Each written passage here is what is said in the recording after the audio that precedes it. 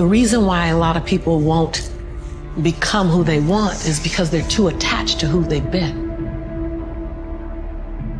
So I was willing to let go of everything and everybody. See, another reason why people won't get there is because the doorway is for you to fit through. You're trying to carry everybody else through because you're trying to be Rescue 911. And you got to rescue you first. Your words have no meaning. We don't have to stay in the past. We don't even have to go too far into the future in our mind. We come back to this present moment. We say, you know what, my presence is perfection and my presence has purpose. And yeah, I haven't been showing up for myself. Yeah, there's been a lack of accountability. But you know what? I have another step. I have another breath. And in this next step and in this next breath, I make change.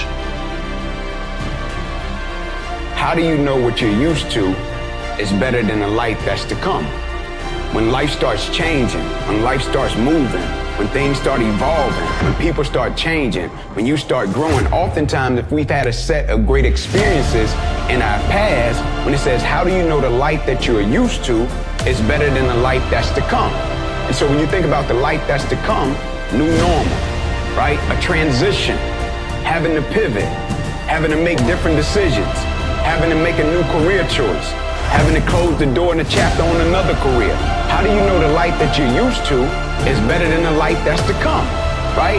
Embrace it. It goes together. One is glorious, one is rich, right? It goes together, man. You're gonna have some ups and you're gonna have some downs. But during those down moments, that's where the growth takes place. That's where the work is. The quote goes like this: one day, day one.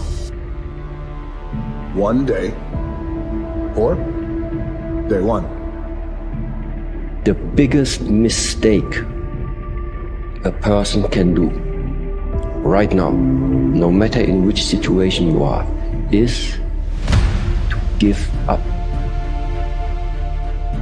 You might not reach the best version of yourself in this lifetime, but a better one than you are right now. Here's what I know. I know that until you make a decision that you no longer want to feel how you feel, or you no longer want to think the way that you think, or you no longer want to have the kind of results or no results that you have, until you make that decision that, you know what?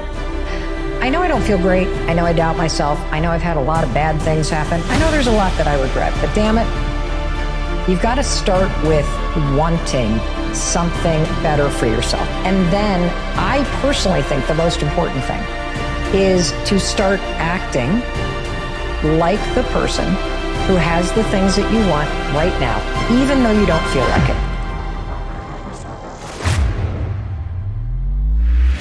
Have got to decide what it is that you want the future to look like. And the more specific and the more clear you are, the more likely it's going to happen.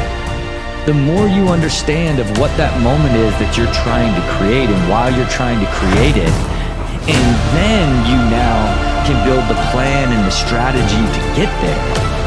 Now you look at that end and the result and what you want it to be and how you're going to feel and what it's going to mean to you, and you just keep visualizing yourself there the entire step of the way.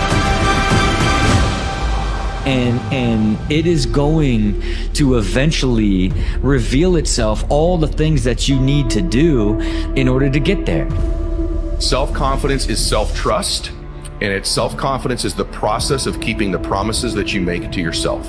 So the way we begin to build our self-confidence up is we start setting promises up with ourselves that we keep. You need to begin to make promises to yourself, set up the game early where you can keep them, stack that stuff and create momentum. And what happens is you will begin to build a reputation with yourself that you can trust you.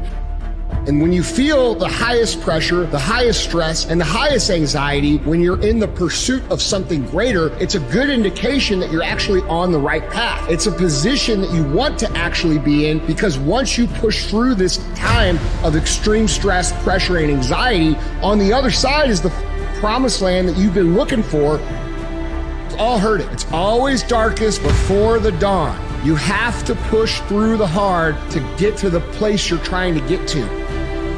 You have to understand you are on your own unique journey, and your truth is going to be unique to you. So as you go down that journey of trying to be authentically who you were made to be and find your truth, there's going to be so many people that do not agree or do not align with that path. What does it mean to live an infinite life? Clearly, our lives are finite. We're born, we die, we come, we go. But life is infinite. The game of life will continue with us or without us. Which means every single one of us has a choice. We don't get to choose the nature of the game. Life is infinite.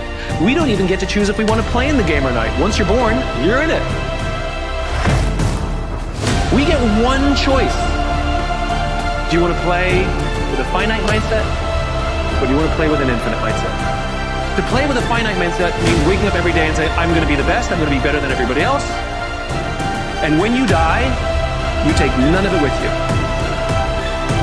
Or we can choose to live our lives with an infinite mindset, which means I'm going to leave this world in better shape than I found it. It means I'm going to devote my life to see that those around me rise.